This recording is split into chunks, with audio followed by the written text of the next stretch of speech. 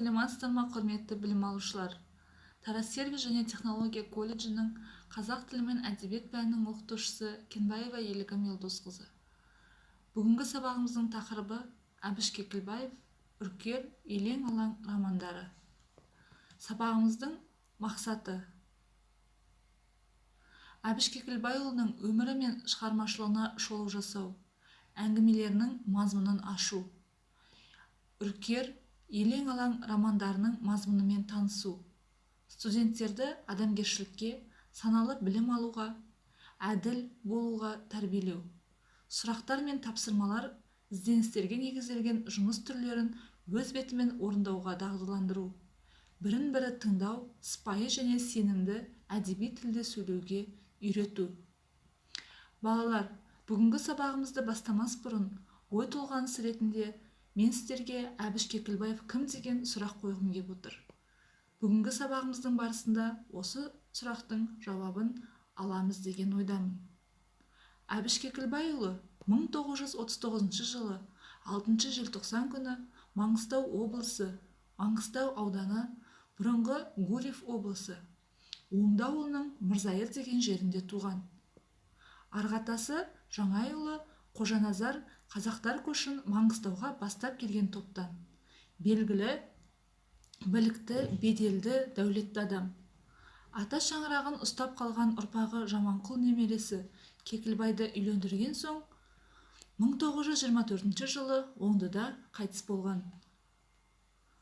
1928-31 жылдары асыра сілтеу, тәркілеу кезінде Кекілбай ата мекеннен бас кешіп Түркменстанның Красноводск портында жүкші, Бекташ химия кәсіпорнында біраз жыл жұмысшы болып істеп, елге 1937 жылы Баку мен Макачкала арқылы оралған соң Оңдыдағы колхозда колхозшы, Таушық кенішінде шахтер болып қызметтер атқарады. 1942 жылғы соғысқа алынып, майданда 3 рет жараланып, Сталининград маңында қайтыс болады. Ал балалар, Әбіш Кекілбайұлының анасына тоқталатын болсақ, Әбіш Кекілбайұлының анасы Айсәуле Жұмабайқызы дәулетті, ел ішінде аты шыққан бидің отбасында дүниеге келіп тәрбиеленген кісі. Ол кісі де 1936 жылдары Оңдыда колхозшы жұмыстарын атқарса, Таушықта 1942-45 жылдар аралығында стахановшы, шахтер болып жұмыстар істеген екен. Ал Әбіш Кекілбайұлы 1957 жылы ең алғаш Таушықтағы мектептің 1-ші сыныбына барып, 1948-54 жылдары Оңды орталау, ал 1956-57 жылдары Үштағандағы орта мектепте оқиды. Әбіш Кекілбайұлының әдебиетке құмарлығы мектеп қабырғасында басталады. 1957 жылы 5 мамыр Лениншіл жастың белсенді ауылдық тілшісі ретінде Қазақстан комсомолы орталық комитетінің мақтау қағазымен марапатталады. Әбіш Кекілбайұлы 1957 жылы Қазақ мемлекеттік университетінің филология факультетіне түседі. Университетте әдебиет бірлестігін басқарып, жас талаптар шоғырын жарыққа шығарады. Соңғы курста оқып жүріп, Қазақ әдебиеті газетінде қызмет атқарады. Мұнда ол сыншылық қабілетімен көзге түседі. Қазақ әдебиетінен кейін 1962-65 жылдар аралығында Лениншіл жас газетінде бөлім меңгерушісі болып істеді. 1965-68 жылдары Қазақ СССР мәдениет министрлігінде, 68-70 жылдары Кеңес армиясының қатарында, 1970-75 жылдары Қазақфильм студиясында бас редактор қызметтерін атқарса, 75-84 жылдары Қазақстан ОК мәдениет бөлімінде нұсқаушы сектор меңгерушісі қызметтерін атқарады. 1990 жылы Қазақстан КП-ОК бөлім меңгерушісі, 1991 жылы Қазақстан Республикасы Жоғары кеңесінің мәдениет, тіл және ұлтаралық қатынастарды дамыту жөніндегі комитетінің төрағасы, лауазымды қызметтерін атқарады.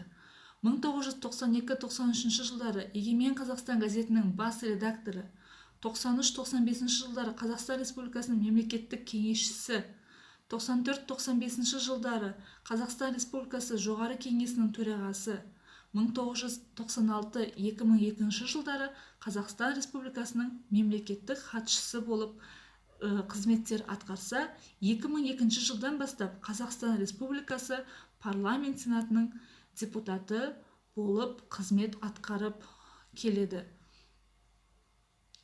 Балалар, жоғарыда мен сіздерге Әбіш Кекілбаев кім деген ой толғаныс ретінде сұрақ тастап кеттім. Енді сол сұрағымыздың жауабын сіздерге ұсынамын. Әбіш Кекілбаев ол жазушы, философ, тарихшы, аудармашы, шешен, шежіреші, мәдениеттанушы, ғалым, публицист, өнертанушы, әлеуметтанушы, саясаттанушы. Міне осының бәрін дәптерге топтастыру стратегиясы бойынша түсіріп аламыз. Әбіш Кекілбайұлының 1981 жылы «Үркер» атты романы жарық көреді. Ал 1984 жылы «Елең алаң» романы жарық көріпті. Осы «Үркер», «Елең алаң» романдары қазақ әдебиетінің үлкен табысы ретінде бағаланып, Қазақ СССР мемлекеттік сыйлығын алған. Балалар, бүгінгі сабағымызды бекіту үшін сіздерден кері байланысқа шығуға мен не білдік, не білгім келеді схемасын беріп отырмын. Осыны толтырып дәптерімізге түсіреміз. Бүгінгі сабақтан, яғни не білдік, және тағы да осы тақырып бойынша, осы сабақ бойынша не білгіміз келеді, соларды жазып өтеміз. Үйге тапсырма: Әбіш Кекілбаевтың өмір мен шығармашылығы әңгімелерінен үзінді оқу.